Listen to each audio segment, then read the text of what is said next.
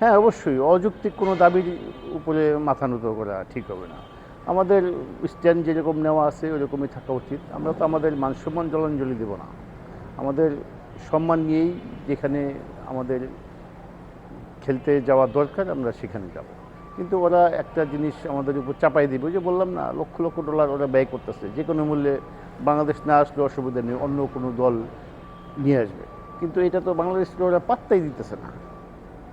তো এই থেকে আমরা তো এরকম মানে একটা অস্বাভাবিক উম, উম, সমস্যার মধ্যে আমরা তো যেতে পারি না। ওখানে আমাদের স্ট্যান্ড ঠিক আছে, কিন্তু এখানে ওরা যে শর্ত দিছে, ওই যে মোস্তাফিজ জানা যাবে না, দর্শকরা ওই জার্সি পরতে পারবে না, খোলা মানে পতাকা নেওয়া যাবে না, এইটা কোনো একটা এটা মানে আবদার হইতে পারে? একটা সুস্থ সবল মানুষ এটা গ্রহণ করতে পারে? কোনো দিনই এটা গ্রহণযোগ্য না।